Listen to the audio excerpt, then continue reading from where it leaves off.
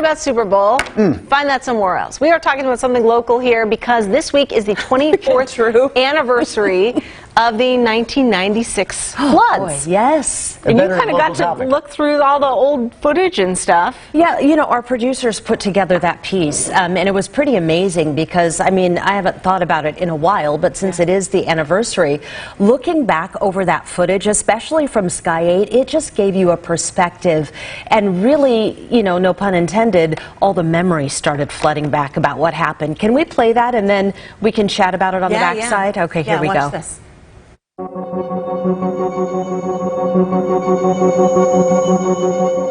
Oregon underwater. 24 years ago, the perfect storm made waves through the Willamette Valley and southwest Washington. A winter of snow and ice, followed by warm rain, led to the most destructive flooding to hit the state since 1964. These should normally be streets, not rivers, not canals, but streets. Bodies of water all over the state overflowed. The Willamette rose to more than 28 feet, ending up 10 feet above flood levels, threatening to wash over Tom McCall Waterfront Park.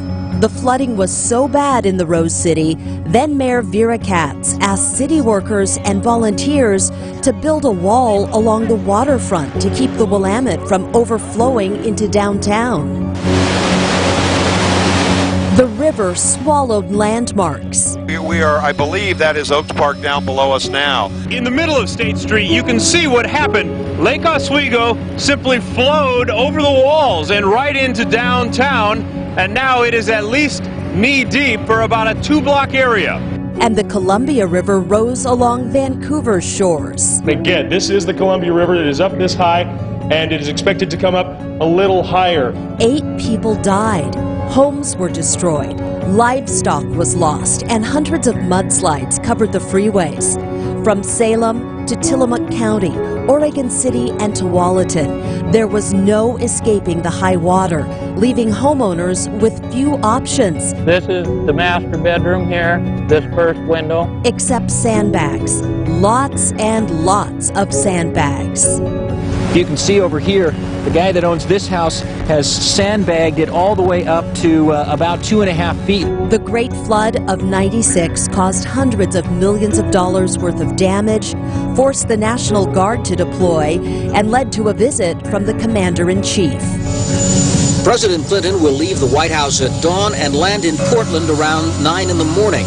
You will have our help, I assure you of that, in the job of cleaning up and rebuilding. But in those long, wet, sometimes devastating days of late January and February, as we went through the archives, we found story after story of neighbors dropping everything to lend a hand. This is where the problem was today, so we thought we'd come up and help for a while. Everybody's pitching in. Oh, they're angels. They're just angels from God. Well, I had the day off, and my wife told me to get off the couch and come help. Are you doing a good job? Good, got it good. We all understand that we all need each other's help, and I'm glad that the community's decided to help each other out. Rather, it touches your heart when you see the number of people down here that are helping out. They're either hammering, shoveling, digging ditches, or feeding the people who are working. It's very impressive, and I know the people from the city that I've talked to have been just as touched in their heart and just as impressed with the effort down here.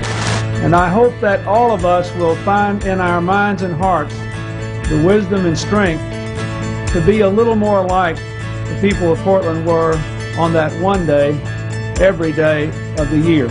It seems only fitting that in the most trying of times, the Northwest spirit came alive for all the nation to see.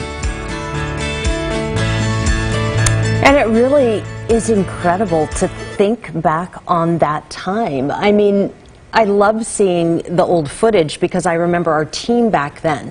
And you see all the reporters that used to work here, and Carl Click, your longtime anchor. Yes, yeah, my longtime co-anchor.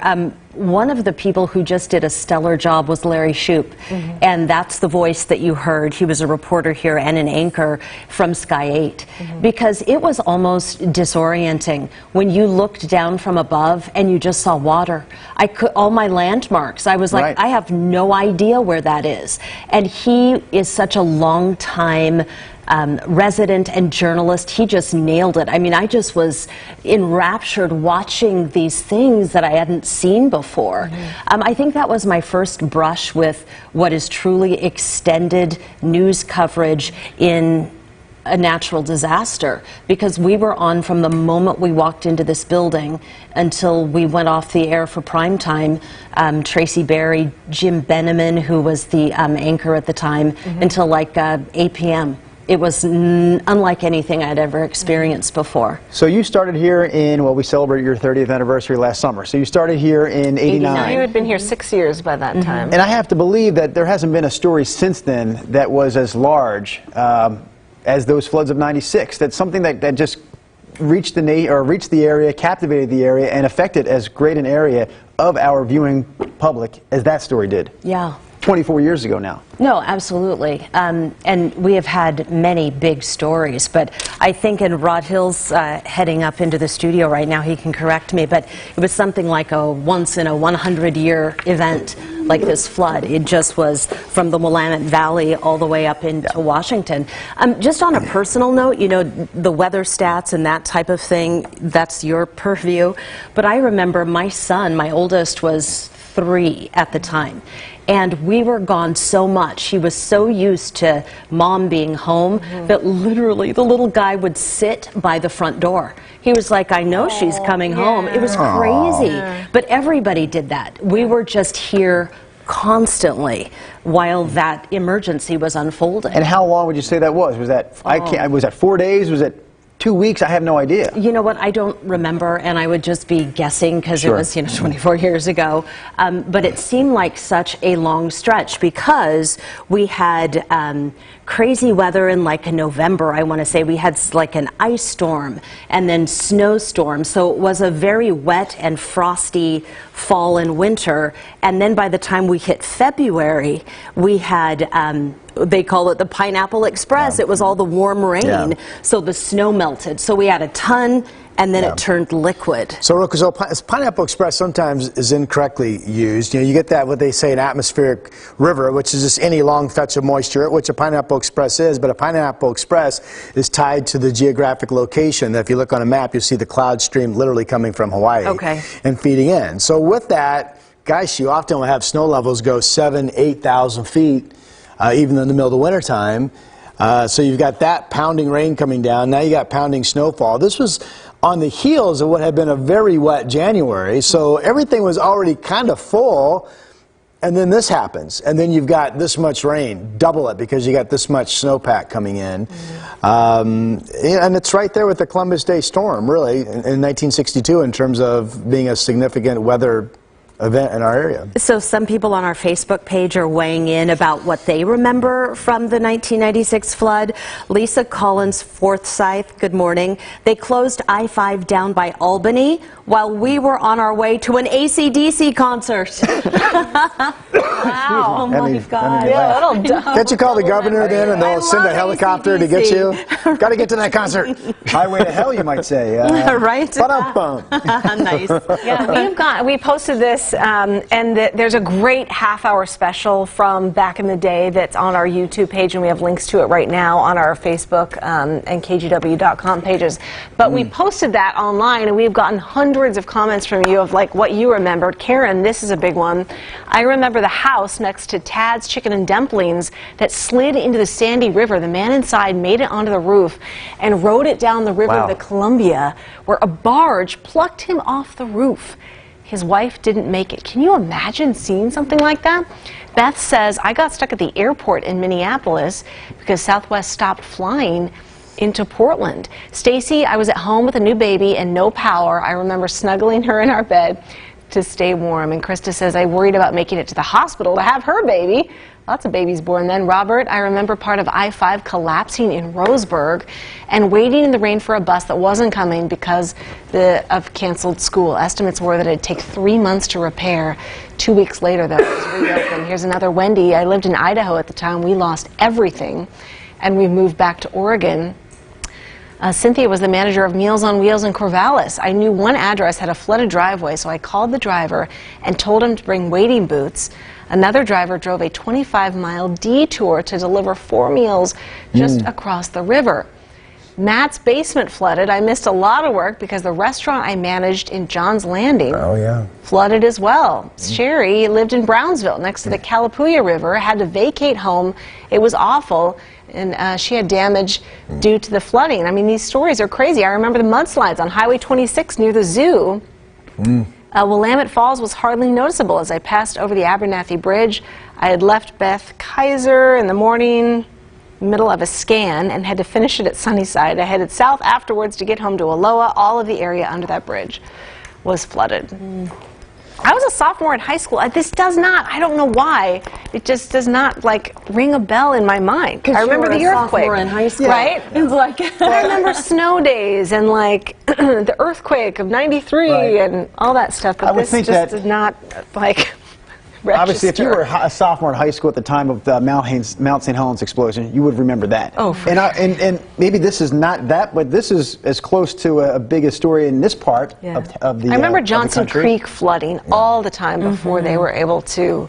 Yeah, I mean, if you think about it, we live. I mean, I grew up in the Midwest, and you have the Missouri River and you have the Mississippi River, two biggest rivers in our country.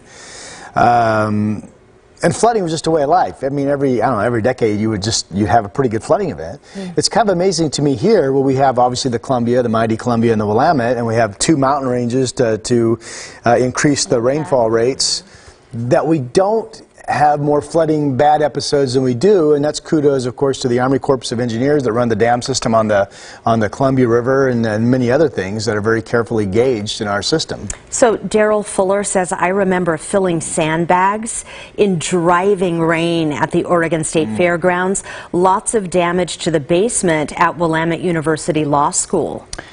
Valerie Johansson remembers her dad at the time working for the Public Works of Oregon City. She says, I remember seeing pictures of the Oregon Trail wagons and how much water covered them. And then Sue says, we barely got back home to Forest Grove. All but one road had too much water to drive through. So in more recent years, we had that huge flooding episode in Vernonia. And they've actually had another repeat. It was never quite, I forget the large one I'm speaking of is probably 10 years ago now, maybe. But did you remember at the time, Brenda, thinking, wow, this is going to be terrible if it ever happens again, or we have to expect that this will happen again, or did you think we'll never see something like this ever again? Did you recall those thoughts? Never say never. But yeah, they were putting it in historical perspective. So I think I took it for what the experts were calling us. This is it's a rare event. And I mean, when you think of the seawall, that's the craziest part, when you saw Vera Katz down there. Yes, down there thinking this could actually flow into downtown Portland. It did not. But that was when I knew, holy... When she's asking anyone, please, come down, help fill sandbags, put them along the front. Should mention the Vernonia flood that you mentioned. That was, for the most part, that was strictly just heavy rain. The Coast Range, just off the top of my head, got pummeled with like 13+ inches of rain, and that was too much for those rivers coming out of the Coast Range to handle, and Vernonia went underwater. I mean, again, this one was more than that. It was the snow melt and the rain and these, it was just wow. I also, you talked about in that piece we showed a few minutes ago, when the reporter mentions, some landmarks just being completely wiped out. I'm thinking, well, which ones? And the next one we see is Oaks Park. Yes. And I'm looking at that video thinking, my goodness, it makes sense. They're sitting right there on the river the way they are. And as I'm watching that, having not seen that video before, I'm thinking, how did they ever recover from that? I mean, clearly they are, up and running, and they've been around for 100 years, but I just think, like, geez, they must have looked at it and go, the floor of like the roller rink would be like destroyed, you know? I mean, all the wood warped and everything. I wonder, I don't know, do you know, Brenda, the historic roller derby arena at Oaks Park, were they able to sandbag that and keep the water out, I wonder? Do you remember? I don't remember definitively. No, you're testing my. I want to say that they did have to refurbish, but don't quote me on that. Well, what happened at like 9:30 a.m. on February 4th, Brenda. 1996? Well, I do remember that. Let's see, Jenny Carlson. Good morning. Good to see you. Let's see. Talk to those folks.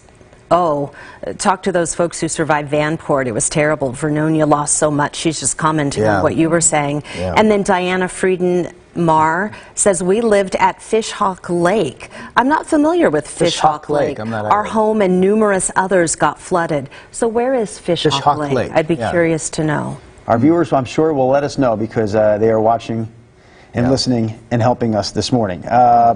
It is crazy to see that video, and you talk about those team efforts. We talk about snow coverage around here as being, you know, maybe you're here for, I don't know, 12 hours, 13 hours, 14, but nothing compares to the coverage that you put in and the coworkers at the time put in, correct? I mean, nothing's matched that since.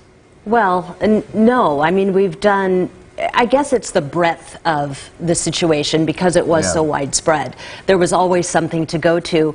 After I got done anchoring, actually, because day after day we were in here, and, you know, I'm kind of like a little studio rat, so I didn't have all my gear with me. And I remember the news director at the time, when we shifted crews, he said, do you want to go out? And I'm like, yeah. I'm like, I got nothing. So I literally ran over and got some gear and some boots and got new stuff and went out with, I think it was Steve Redland, actually, one of our photographers who still works here, and we went out and we're just driving around, and there were stories everywhere. I guess that's what I remember as well. It's like they weren't just saying, hey, go here and go check out this. It's like you could just walk down the street and you found story after story after story. Yeah, you bring up a good point there because people go, man, it's crazy. Brenda experienced that 24 years ago. You know, she was one of the few people at KHW who can still talk about that today. You mentioned Steve Redland. I bet you there are, off the top of my head, 5 photographers still on our staff that covered those floods. Absolutely. 24 years ago, 5 guys. Yeah, Jay. Jay behind the camera this morning, right now. Yeah. Were you out in the... Dave Angier? You were in editing. Yes. Yeah. John Helm. Yes. Ken McCormick. So you got Scotty, you got John, you have Ken, you have Dave, you have Kurt Austin. Kurt Austin, yeah. So there's 5. There's Jay behind the camera here this morning, one of our Sunrise editors as well. Yep, so we have a huge cast of characters behind the scenes, photographers and editors who have been here for so many decades. years of experience. Those are really the unsung heroes that make it all work. 100%. I mean, they are You're the out in the most weather amazing journalists. Yes. Mike Gallimanis being another. Just, absolutely. And they are the workhorses. Yeah, they are. I mean, not saying that... Of course, we work hard here in the studio, but not like those people. It is a team effort. It is a team effort, and they are probably 60% of the team. But man, with all the stuff that, you know, they have seen, so... Stanford Any more Walker. comments? Yeah, Stanford commenting. Hi, Stanford. Good morning, Stanford. In response to Rod's question about the roller rink floor at Oak Park, you know? he says that no, the roller rink floor was actually replaced, so they were not able to save it. There you go. Thank you for that. According to Stanford. Yeah, thank you for that. Yeah. Hey, and a quick reminder, because this is important, you know, some of the I talked about this the other day on the show, but at the conference I was at last week, the weather conference, I talked about flooding, which many years ago, flooding surpassed lightning as the #1 killer of weather-related deaths. And the stat that is just alarming as all get out is that of those flooding deaths in our country, 63% of those deaths come from people in their cars, which you would make the fast conclusion they were driving through water they should not have been driving through trying to get someplace. But sometimes... Not always. Sometimes a river can come up and sweep you in, but still... Or how many times is it just defiance? Really how many times is it just they didn't realize? You know, maybe they should have known better, but they didn't. They weren't saying, oh, the heck with it, I can make it. They just thought, oh, it doesn't look that bad. But we need to continually preach, because that number is too high, and a lot of those people should not have lost their lives. It's horrible. We got some photos. I don't know if, Jay, if you were able to walk with me. Stephanie sent this photo from back then. She was 15. Some of her friends went down to the Vancouver waterfront with our moms to check things out. And when the restaurants dried out and reopened afterwards, it was amazing to see the high water marks. That's probably how old I was when this happened too, a little teenager. Sabrina, President Clinton, like in Brenda's story we saw, landed at our school at Woodland High. He toured our town, which had been hit pretty hard from the flooded Lewis River. Sue says, I remember we almost were unable to get home to Forest Grove. All the roads had water over them. Claire, I remember canoeing down to the new home days away. She was days away from closing on her new house. Can you imagine that? Lorraine went downtown and she helped fill sound bags. I was so tired and dirty, I went home and slept for a long time. Oh, geez. Yeah, I bet. Claire says, I was a freshman at Oregon State, and the side of campus my dorm was on was basically an island for several days. Luckily, food outlets were on the island too. Classes got canceled, highways were flooded, so I just hunkered down and watch TV like a lot of people. Nissa says there was 3 feet of water in the house that my husband and I owned from the Nehalem River. It's been closed. Wow. It's been close a couple of times since. Sydney, I walked by some of the condos by Willamette Park. Through an open door, I saw a couch floating in the living room. That is such a visual picture. Jason says it was our senior year of high school. We went to help clean up the damage at Vernonia. The water levels had previously risen almost halfway up the walls and lockers. It was pretty crazy. I have never dealt with that, but that's got to be the ultimate mess. I would rather a tornado come blow my house away than have to clean up after a flood, That's right? brutal. So Robin Perkins Marks, hey, good morning. This is interesting. It kind of jogged my memory too. Driving on Marine Drive, the houseboats were even with the road. Marine Drive was closed shortly after I was there. Also stood on the Stark Street Bridge as the Sandy River was 3 times as wide as usual, and it just roared below. Wow. You know, they've got those, what are they called? Those big pylons, whatever they're called. To measure the water? Well, no. They're there in the houseboats or whatever, they hook up to it. Yeah. But they're they go up and down. Yeah, they float basically. And so that was the thing when the water rose. I mean, the perspective of that. Yeah. Right. Yeah, Everything did come. It was like, wow. Why can I see the top of Mount Hood this morning? It's like, how high up does this house go? Paul Anderson, good morning, Paul, watches the show, I know a lot. He says he remembers it actually changing, those floods that year in '96 changed the route of the Sandy River around the Troutdale Bridge. So, like, the composition of the river itself basically changed, according to Paul Anderson, which has happened on the Hood River as well, and some of those rivers that come off Mount Hood. That's not unusual. Yeah. I have a viewer from West Lynn calling in. Hello there, viewer. How are you this morning? Commenting here, Nicole Robinson. Again, a faithful viewer of the Sunrise Extra program, says, it was crazy. She says, we were stranded on the hill in West Lynn. Everything at the bottom was underwater. And that brings me to a more recent weather update. My wife just sent a picture from our neighborhood in West Lynn. She said in the last 5 minutes, it has snowed hard there in our neighborhood. Apparently, my 2 sons are freaking out because they think they're going to get out of school for the day. That is, I guess, a picture that was taken just a minute ago in our neighborhood. So the snow, she said, came down hard, fast, and it's stuck there on our streets. So we'll keep an update. I know that at the bottom of the screen right now we're rolling closures and delays throughout the area because weather has been a bit of a story this morning as well. It's much smaller. I'm just looking at the radar right now, that snow band that would have gone over your area. So these scattered snow showers, which can all of a sudden leave a quick dusting as temps are near freezing, could be with us as late as 9 o'clock this morning. And after that, we think we go on to be dry and we warm up to 40 at lunchtime and then mid-40s for a high today. All right. Can we squeeze in one more? Because I think this is great. Terry Hogenkamp lived on the west side, spent hours in traffic because of landslides. I took Beaverton Hillsdale Highway to work. There were landslides that closed the Sunset. Then there was a landslide, so everyone was on Beaverton Hillsdale, which also had downed trees and landslides. One day, it literally took 3.5 hours to complete my 15-minute commute. I grew up over in Alameda, and I went to Jesuit, so it was a cross-town commute. And yeah, we would always go down Beaverton Hillsdale. Again, zero memories. What's going on in 1996 that has kept you from remembering any of this? I don't know. I was probably stressed out about homework or something. Well, you were the same person that didn't want to be tracked. Big responsibilities. Remember? We did that story of you not wanting to be tracked when you were in high school. I remember this, and now she's telling us she can't remember anything about her high school days. I was 15 years old in 1989. I remember in 1989 Mike Schmidt retiring from the Phillies. I remember that very vividly. There are things that happened at 15 that you still remember. I just did not. I don't think I was driving yet, so I was not affected. Right? No, those are some incredible memories. I love looking back at these archive, video pieces and like seeing the news team back then. I mean, I do remember that because I was a loyal viewer, even as a kid. But it's always cool to see, just these stories we can all learn from.